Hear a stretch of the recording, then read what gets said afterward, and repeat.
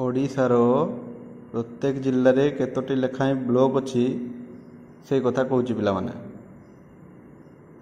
ବୌଦ୍ଧ ଜିଲ୍ଲାର ବ୍ଲକ ସଂଖ୍ୟା 3, ଦେବଗଡ଼ 3, ଭଦ୍ରକ 7, ରାୟଗଡ଼ା 11, କଟକ 15, ନୟାଗଡ଼ 8, କନ୍ଧମାଳ 12, ବରଗଡ଼ 12, ଗଞ୍ଜାମ 23, ବାଲେଶ୍ୱର 12, ପୁରୀ 11, ଅନୁଗୁଳ 8, ଯାଜପୁର 10, କେନ୍ଦୁଝର 13, ସୁନ୍ଦରଗଡ଼ 18, ମୟୂରଭଞ୍ଜ 26, ନବରଙ୍ଗପୁର 10, ମାଲକାନଗିରି 7, ଗଜପତି 7, ସୋନପୁର 6, ନୂଆପଡ଼ା 5, ବଲାଙ୍ଗୀର 14, ସମ୍ବଲପୁର 9, ଝାରସୁଗୁଡ଼ା 5, ଢେଙ୍କାନାଳ 8, କୋରାପୁଟ 14, କଳାହାଣ୍ଡି 13, କେନ୍ଦ୍ରାପଡ଼ା 9, ଖୋର୍ଦ୍ଧା 10, ଜଗତସିଂହପୁର 8।